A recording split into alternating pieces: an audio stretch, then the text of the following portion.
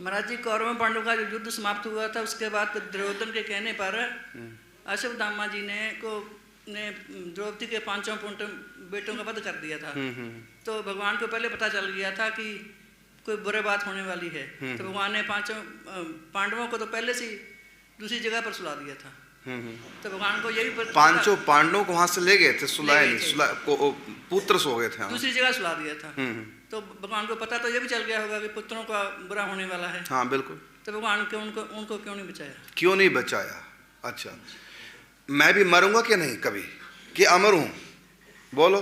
तो आप तो कल शिकायत कर दें कि कर्णदास को क्यों नहीं बचाया भगवान ने। अरे सब मरेंगे, हम भी तुम भी, क्या नहीं मरेंगे? अच्छा, 5 पांडव बातें मरे कि नहीं मरे? क्या अमर हो गए थे? हिमालय में जब गए तब भी मरे कि नहीं? सबको मरना है।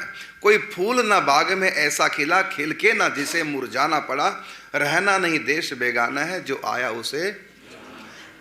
फिर आप ये भी कहेंगे भगवान ने देवकी के पुत्रों को क्यों नहीं बचाया? देवकी के पुत्र मरे कि नहीं मरे? पैदा होते ही कंस ने मार दिया। तो ये भी आप प्रश्न साथ में कर सकते थे कि देवकी के पुत्रों को क्यों नहीं बचाया। ये रूल है। भीष्म पितामह को क्यों नहीं बचाया? घटोत्कच भीम के पुत्र को क्यों नहीं बचाया?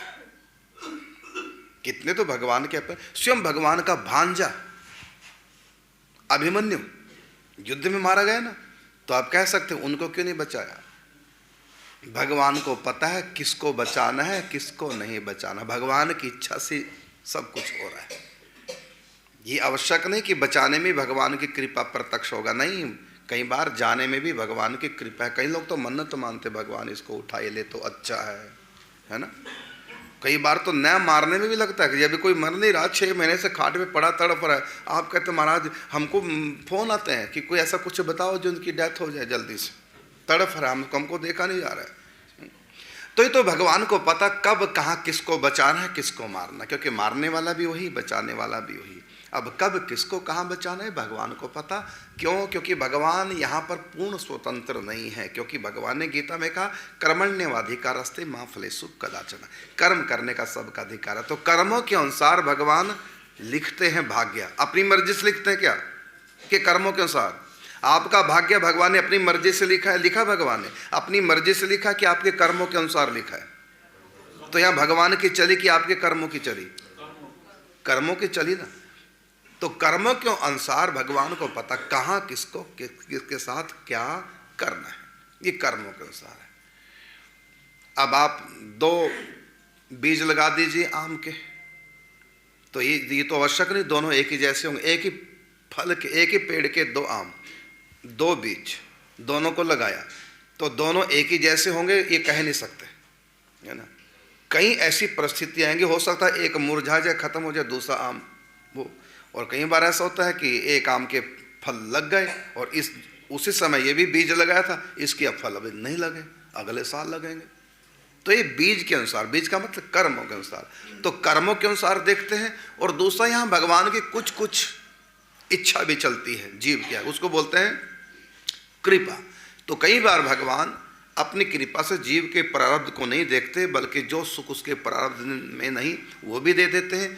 और कई बार ऐसा होता है जो दुख उसके प्रारब्ध में है उसको भी हटा देते। वहाँ भगवान उसके कर्मों की नहीं चलाते, अपने चलाते। जैसे द्रौपदी के कर्म में था चिरहरण का, लेकिन उसने पुकारा और भगवान ने बचाया। तो एक भगवान का और स्वभाव है कि जब तक भगवान को पुकारोगे नहीं तब तक भगवान आते नहीं। द्रौपदी ने पुकारा तो आ गए, गजेंद्र ने पुकारा तो आ गए। नंद बाबा का पांव पकड़ लिया अजगर ने, सब छुड़ा रहे हैं, नंद बाबा चिल्ला रहे हैं, लेकिन ना अजगर ने पांव छोड़ा ना कोई छुड़ा सका। जलती हुई लकड़ियों से अजगर को पीटने लगे, लेकिन तब भी अजगर ने नंद बाबा का पांव नहीं छोड़ा। अंबिका वन की घटना, भागवत जी की घटना है। भगवान भी वहीं थे, नहीं छुड़ाया भगवान ने। जब नंद बाबा ने कहा बेटा कन्हैया बचाओ, आ गए। द्रौपदी के बारे में क्या जानते थे कि चिरहरण हो रहा? जानते हैं, क्या नहीं भगवान को पता। लेकिन जब नहीं पुकारेंगे नहीं आएंगे, और जब पुकारा तो देर नहीं करी। कितने समय तक हाथी परेशान रहा, लेकिन जब पुकारा तो आ गए। तो कई बार ऐसा भी होता है कि भगवान पुकारने पर जाते हैं, और कई बार ऐसा भी होता है कि बिना पुकारे आ जाते हैं। ये भी होते हैं, बिना पुकारे भी आ जाते हैं। ये भगवान का अपना नीचे मैटर है, जीव के कर्मों के अनुसार और उसकी भावना के अनुसार। कब जीव को कर्मों के अनुसार उसके छोड़ना उसके भाग्य पे, और कब उसके भाग्य को डिस्टर्ब करना, ये भगवान को पता है। इसको बोलते हैं पुष्टि लीला अर्थात कृपा लीला।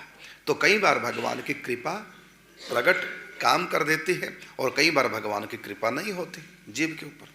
द्रौपदी का चीरहरण हुआ तो भगवान आ गए, तो ऐसा चीरहरण कितनी स्त्रियों का हो जाता है, और वो चिल्लाती भी है, नहीं आते भगवान, और कई बार आ भी जाते हैं। भक्तमाल में कथा थी, और पति पत्नी जा रहे थे, नई नई शादी थी, तो रास्ते में डाकू मिले गए, उसके पति का वध कर दिया और उसको हरण करके ले गए। उसने पुकारा, और डाकू ने पूछा तो किसको पुकार रही है? कहते अपने भाई को। कौन भाई? मेरा भाई रघुनाथ, मतलब राम जी, भगवान। और बार बार पीछे देखी। डाकू ने पूछा तो पीछे किसको देख रही? तुम्हारे पति को तुमने मार दिया, अब तुम कौन बचाया? किसको देख रही? अपने भाई को देख रही। वो आएगा, मुझको भी विश्वास है। और सचमुच में राम जी आ गए, पति को भी जीवित कर दिया, बचा लिया।